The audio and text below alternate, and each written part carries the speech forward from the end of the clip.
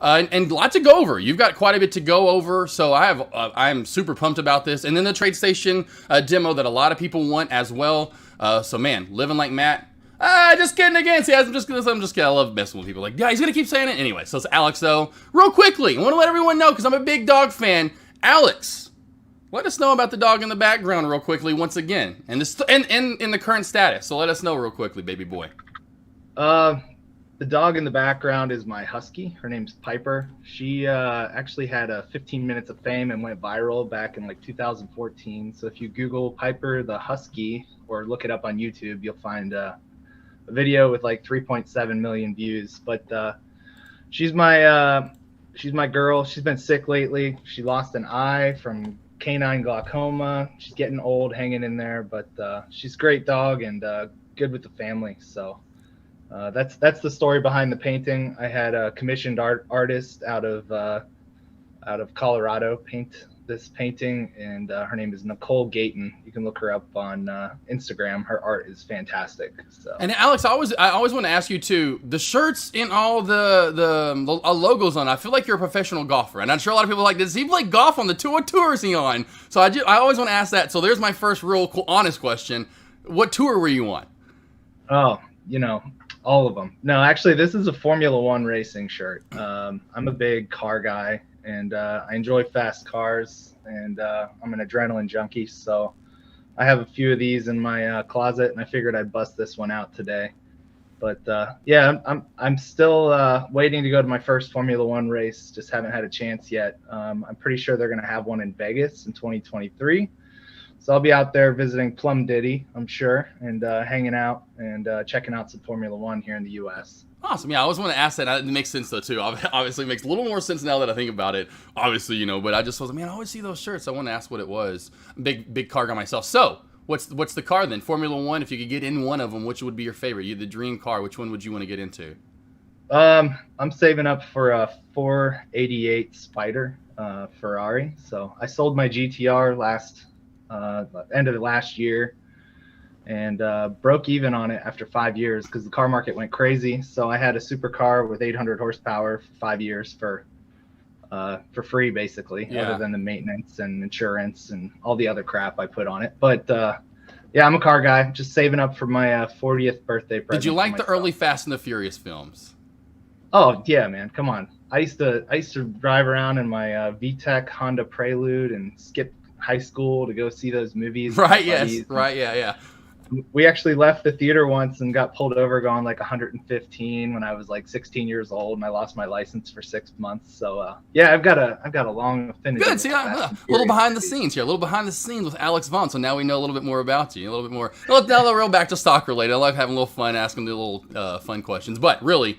Stock trading style. Doesn't seem like you've really maybe changed too much, honestly, maybe over the past maybe month, two. Anything kind of changed for you overall in your trading style, your setups, anything you're looking for a little bit differently?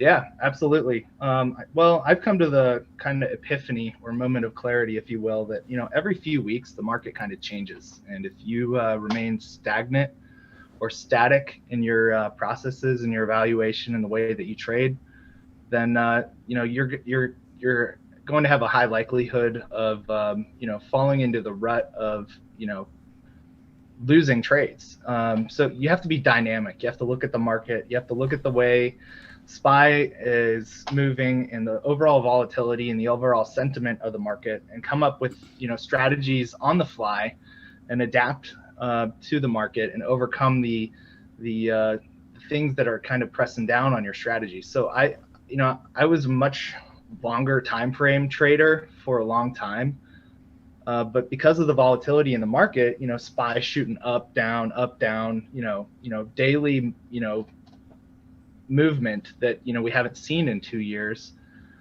I had to adapt and kind of come up with some new things. So I've been doing a lot more scalping, and this might sound absolutely crazy to you, but yesterday I made over 80 trades. So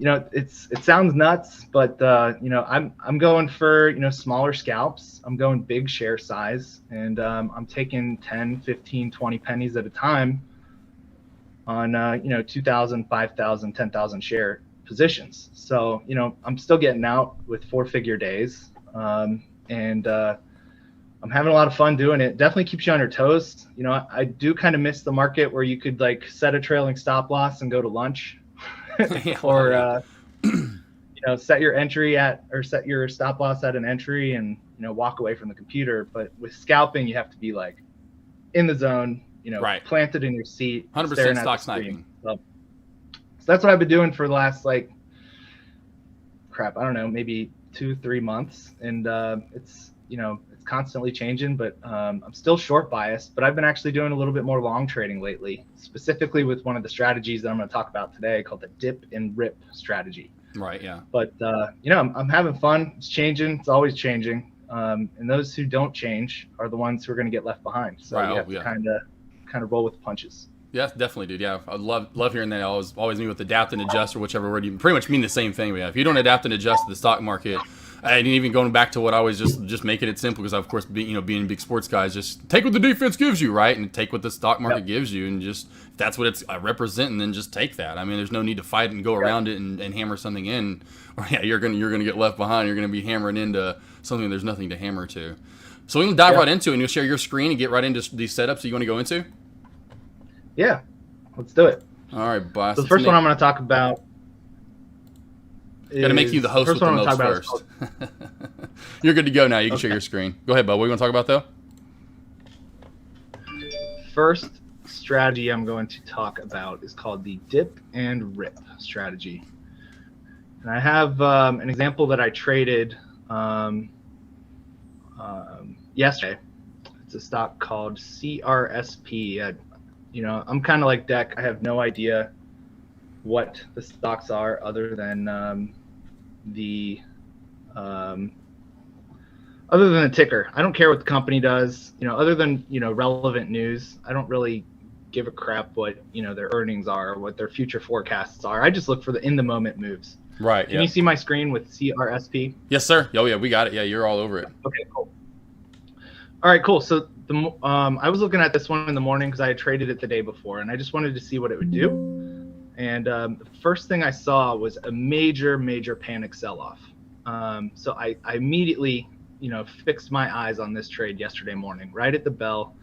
It done from $62 all the way down to like 58, and then kept kind of stair-stepping its way down. And you can kind of see on the chart here, you know, that's a pretty major sell-off, you know, within, you know, 10 minutes of opening bell. So I said to myself, like, this is gonna have a bounce. Like, this is profit taking, you know, from people who swung overnight, or it's, you know, just a big institutional seller that's coming in to suppress the price on this from market making standpoint. And I was thinking to myself, like, this is gonna have a bounce. You know, it was a popular trade yesterday, one of the top gainers. And I think that it's going to move its back up. So I waited for like kind of the perfect moment, and I saw this double bottom, kind of a double bottom here at 944. This is the 2-minute chart, so it doesn't show as much. But and then so we had a bottom here, and we had a double bottom here. You kind of see that W shape, right? Yep. Yeah, I was about to say that W. If you're not familiar with the W shapes, get used to them. There's M's and W's, triangles, U shapes, and wedges, and that's pretty much the stock market. Yeah. Also, that's what you're selling 90+% of the time.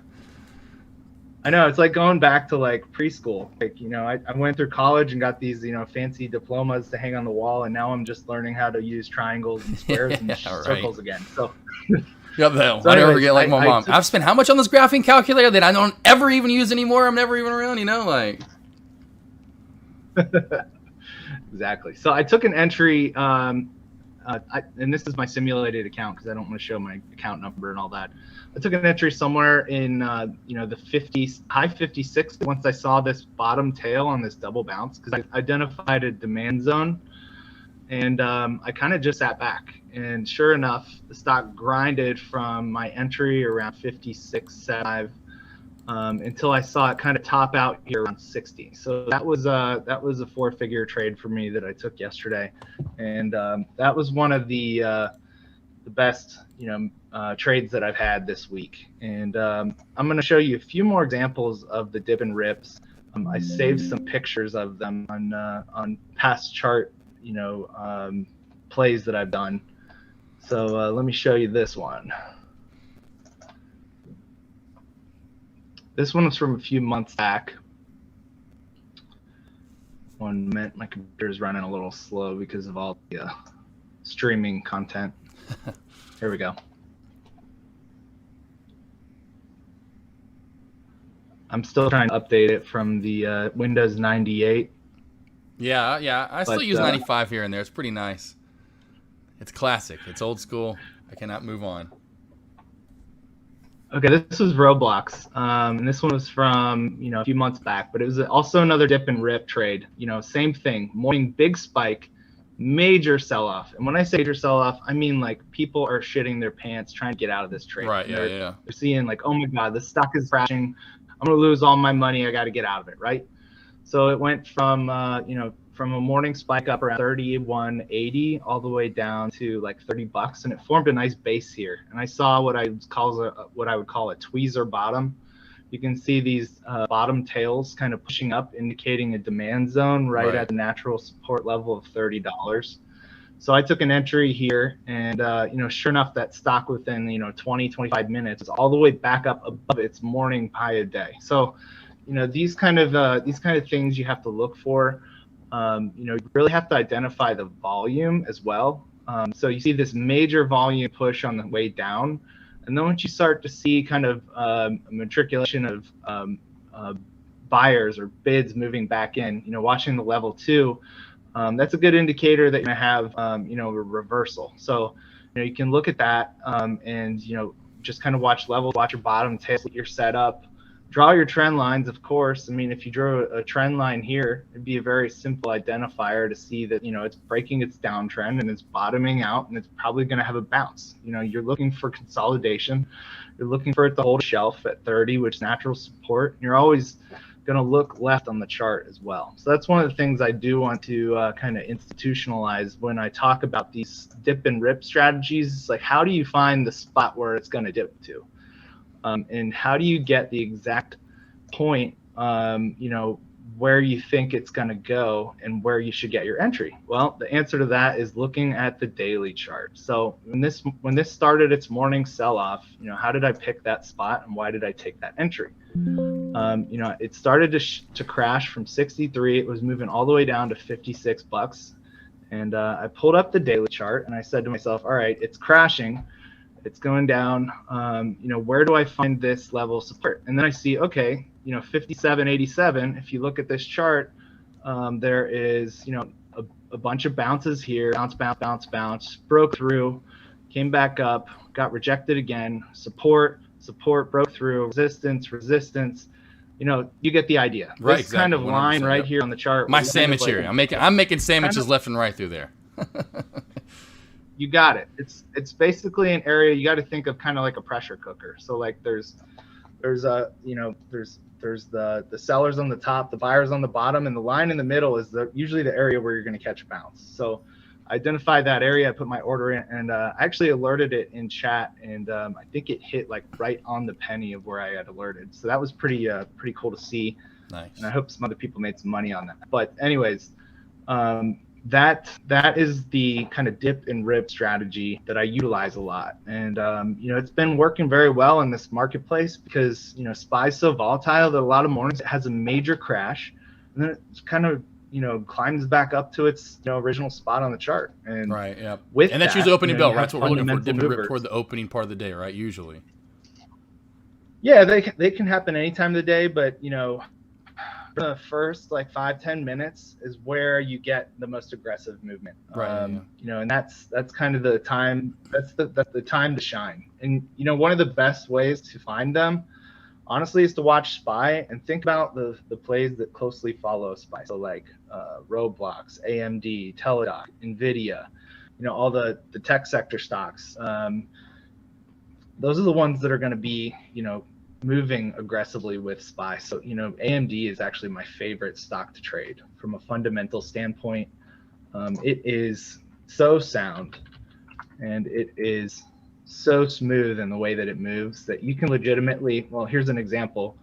You can legitimately draw channels on it every day. And this will be a nice segue into the second that I was going to talk about, which is micro versus macro trends. And I actually have it drawn out already, so that's good. This is the 2-minute chart from AMD today. All right, so just like that dip and rip strategy that I just talked about, you can kind of see that here. It had a major morning sell-off. It came down to a previous chart support level, right around 81.69, had a nice big bottom tail, and it started to push back up. And this is the 2-minute chart. You can see that it basically had a nice dump down and then climbed back up. All right, so what are you going to do in that instance? You're going to look left on the daily chart to find its support level. You're going to pick an area that you think it might bounce as it's crashing, and then you're going to watch for indication that it's going to turn. You're going to look for that bottom tail. You're going to look for volume. You're going to watch level 2. And as soon as you see that, you click the button, get in the trade, and you let it ride. And that's something that's been working pretty well fundamentally for me lately. And then once you're in the play, once you're in the trade, all you have to do is put your lines in. I mean, this is a trend line, bounce, bounce, bounce, and it dumps right here. So you get in when you see that huge dump. You try to buy at the bottom. I mean, this isn't rocket science. It's triangles and lines and circles. So as soon as you see it break under this line, closing a candle below, just like your closing candle confirmation that you talk about, it's a good indicator that that's time to get out of the trade.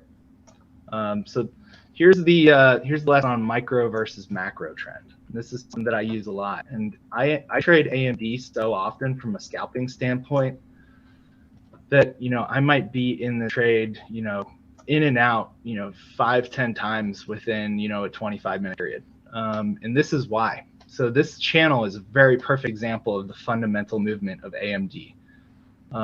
It hits the top of this channel, it goes back down to the bottom of the channel, hits the top of the channel, it goes to the bottom of the channel. For me, what I would be doing, and what I do very frequently is I just get out my tool and I sit here and I draw lines. I mean, as soon as you see awesome. The stock, yes. Well, I do. I just like I'm watching. I feel like is this my twin?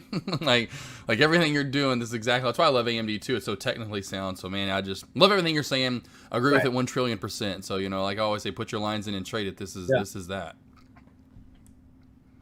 Yeah. So I mean, you put these lines in. It's in this channel. It's going to stay in it. Especially after a second bounce. So once you get this kind of, when you put your top trend in, and then once you identify a bottom trend, you put that in. As soon as you see it hit the trend line, it's going to bounce, and then you wait till it gets to the top, hits that channel. This is where I would take a short. And I think earlier I took a few trades on AMD. I don't know if I got in here or here, but I did short it a few times on my real account. And this took a nice 90 cent drop, 70-cent drop. I mean, that's a nice little ride down for 200 shares, even if you just scalp it. And then as soon as it bounces, you close the trade, and then look, climbs up, hits the top of the channel. Oh, you short it again, and you can do this all day long on some stocks. And then once they reverse, this is now showing. This is present time right here. This is showing. I just glanced over at it, and it's kind of showing a W shape. And I see this, clearly identified area of support, which is now resistance. So if AMD pops up over this line right here, that could be a possible long opportunity. So those are just kind of like things that you look at. And the micro trend is, basically these little micro movements within the overall trend. So the overall trend of the stock is, down. And this is kind of a smaller time frame.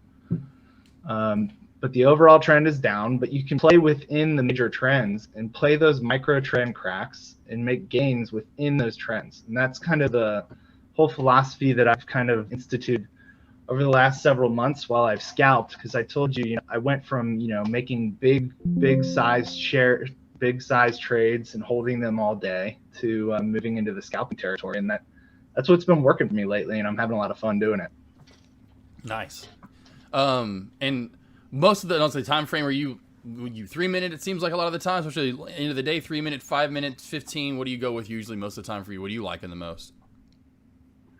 Good question. In the morning, I'm on the 1 minute. for the first 15, 20, 30 minutes. Once I see things kind of slow down and, stocks kind of get a little bit calmer, I'll move out to the 2-minute. But, I have this theory that I heard on, YouTube somewhere, and it's ALL, and you should always look left. Like every single trade you make, you should look left on the daily chart. You should look left on the 30-minute chart. You should look left on the 5-minute chart. You should look at every time frame for not every trade, especially when you're scalping, you can't, but you should really try to make a practice of seeing things in different perspectives, because something could look incredibly bearish on one trade. And then you look at it on a 5-minute chart and it could be a giant bull flag. It's like, all right, I didn't even see that. Right. Yeah. 100%. And I just mentioned, that double bottom. I just mentioned that double bottom on AMD. I don't know if you can still see my chart here, but oh yeah, still see. Yeah. It's kind of pushing up. And AMD moves so closely with SPY that I will keep the charts right next to each other. And, I see SPY got rejected here at 375, which is a natural resistance level. So there's a high likelihood that AMD probably won't pop over 81. So these are just kind of the things that move cohesively in the hand-in-hand movement. And you can really just, play some of these mid-cap blue chip stocks, even if the smaller penny stocks aren't moving. Which we had for a long time, up until 2 weeks ago, we didn't have many penny stocks moving. And that's why I kind of moved towards this strategy, and it's been serving me well. So sweet. Any questions real quick too, by the way? What we're going to do is he's going to go over his kind of his strats right here at first. And then if y'all want to gather any questions, ask questions about that. And we'll ask, any questions about his setup style strategy, anything like that, ask that now. And then he's going to get into his TradeStation demo, and then that way he can go over that, and then you can ask questions about that afterwards. So if you have any questions about his setup styles, anything he's doing over here trading wise, before we get into this TradeStation demo, and a little kind of roundabout of him going over everything for you guys, and questions about that would be next. So if you have any questions about his trading, though, man, I love it. No, that's just, trust me, I just sit back here and smile and just watch you go over this stuff, because yeah, just want traders, and like you're trying to say, as much as I always say, it's simple. This isn't, this isn't rocket science. We haven't gotten out, those stupid old stupid calculators or whatever. We're making this super simple. Like you said, it's certain letters we're going to be looking at, certain shapes we're going to be looking at, and that's pretty much it. And then you just put your lines in on top of those and then trade them. All right, here we go. Yeah, absolutely, man. Can you see chat, Voss? Can you see chat? Yes, I can. Cool. Did you research stocks that follow the SPY? From a research standpoint, I don't really research like AMD. I know what they do as a company. I know what, the fundamentals and the value of the company is. And I know the fluctuation territory of the stock based on what, the SPY moves. For every $1 SPY moves, AMD moves about, $3. So, you can get a pretty sizable trade just off of a volatile day with SPY. I don't necessarily research them. If I was making a trade on a penny stock, I would click the link and go to Yahoo Finance, check out what the news is, look at the float size, and I would try to find identifiable areas of support and resistance on the chart. I immediately try to locate short shares. As soon as I see an alert in chat, that's the first thing I do is I go immediately to my short locate and try to get shares, because my broker has free shares. TradeStation has free shares, no commissions, no fees. Only catch is they only have a certain amount of those shares. So it's kind of first come, first serve. If you can pop into the broker and locate your shares really quick, then you can get a good amount of them. If you spend too much time lagging, you might not find any. So, typically when I see alert, like, hey, I see Prince alert chat, like saying, high day on this stock. And I love his alerts, because every single time I do, I go straight to my locates. I pick up 4,000 shares, and then I go and see what the stock's doing. I pull up the chart, and while I'm looking at the chart, I look over and see if there's credible news and what, the information is, why the stock's running. If it looks like, bunk news that's not gonna hold up, something that's gonna, just be a lunchtime pump and dump, then I'll find that point on the chart where I'm gonna try to identify an area of resistance and all my orders in. And I will put a spread with, 5, 10, 15 cent spread with a couple thousand shares. And, a lot of times it works out. and a lot of times it doesn't. But for the most part, I've been very profitable following that strategy. So I do like trading pennies as well. I'm not subject to any specific type of stock. Hopefully that answered your question. What else you guys got? Other questions? Go to what D start there. What kind of SMA and other lines are you on the chart? So what are your indicators that you're using? What kind of studies? Yeah, good question. Thanks for asking. I use VWAP, which is this pink line here. The blue line up here is upper VWAP. Yellow line is lower VWAP. VWAP is a very good indicator as to what the stress levels are of that stock and how much lower it can go within the next few candles. So a lot of times you'll see stock crack down below lower VWAP, which is this yellow line here, and then immediately it has kind of a relief bounce back above it. So same thing goes with upper VWAP. If you see a stock spiking over upper VWAP, you probably shouldn't market order in on a buy. Because it's probably not going to be something that you want to trade. Oops, sorry about that. Let me get rid of that thing. Oh no, the father attacked. Looks like sorry, I'm kind of watching AMD here. I have the attention span of a squirrel, which is really good for day trading because you have to look at so many things and kind of monitor so many things. But no, what it says Billy Trade says when you scalp, you go all in at once, or do you kind of slowly fill into that?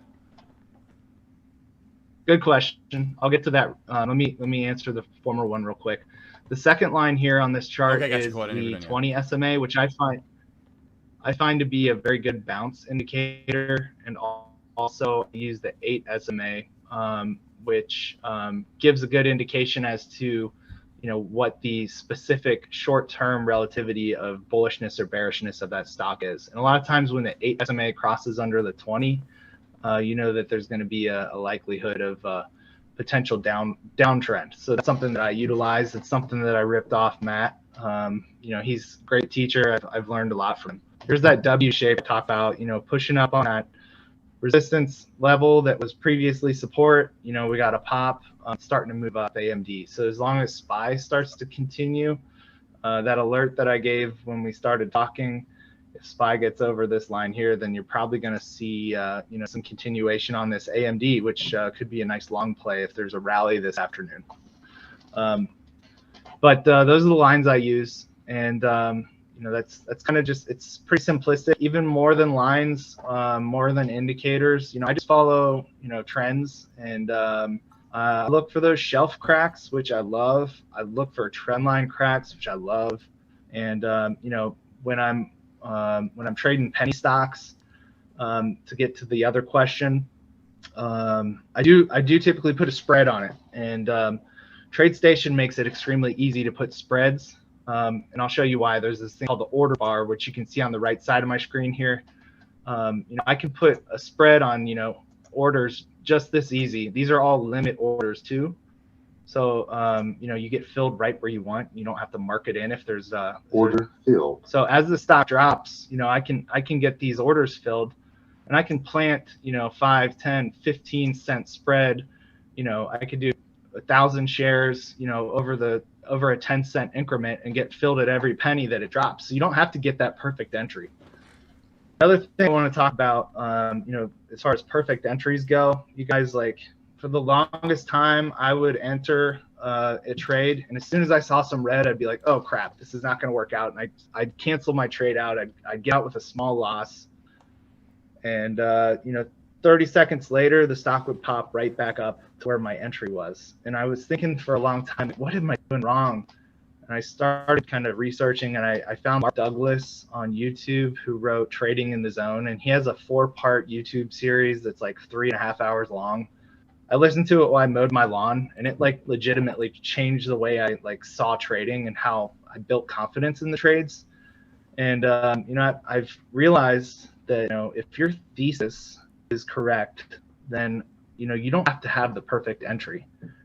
You can have an entry that's 20, 30 cents off where the stock moves, but as long as your thesis is correct and the pattern is correct, and the volume and the level 2 and the analysis that you put into that trade, don't get scared of red. I hate to say it, there's a point where you have to cut out, but don't cancel your trades out 5 cents under your entry just because you get scared, because a lot of times it's gonna your thought process is correct and it's going to pop back up to where it was. So that's something I do want to talk about. A couple of quick ones real quick. Does the M and the W work on the daily, which I'd imagine it would. I don't have much to look at that though. But does the W and M work on the daily, and is this strategy good for blue chips and penny stocks? And I'm thinking you're good to go on both those with some quick answers if you want.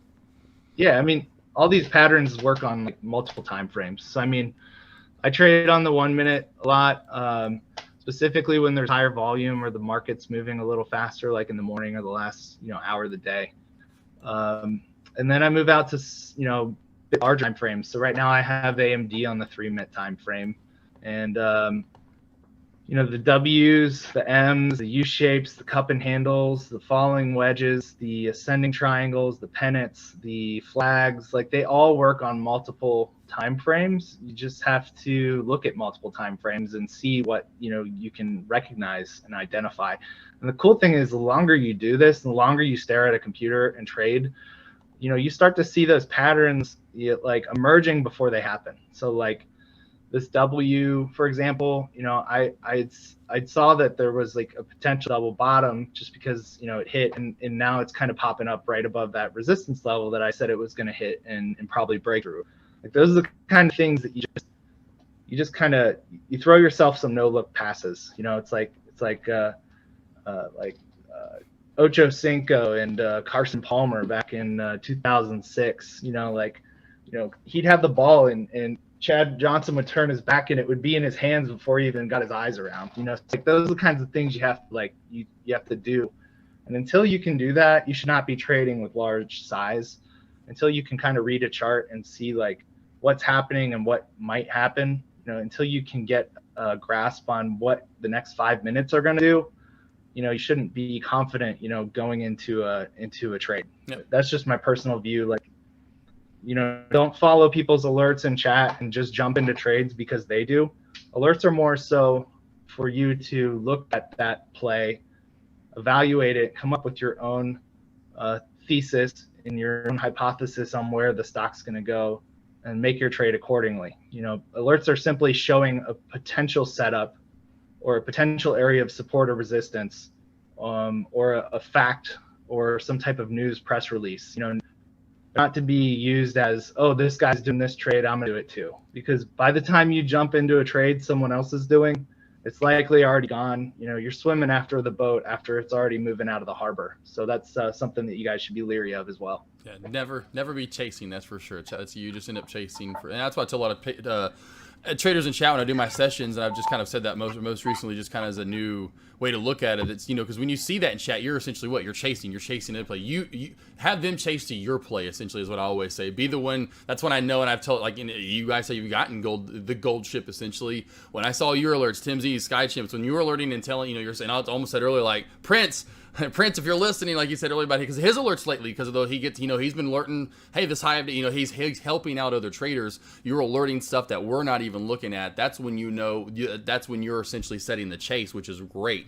You're already looking at it before anyone else is. That's a great thing. That's what you want to become in the trader, and you can tell it's what most top traders, and I tell them to, the ones that don't have that aspect, when they do, I'm like, you have the right thought process, but the ones that don't, like, that's the thought process you want to have.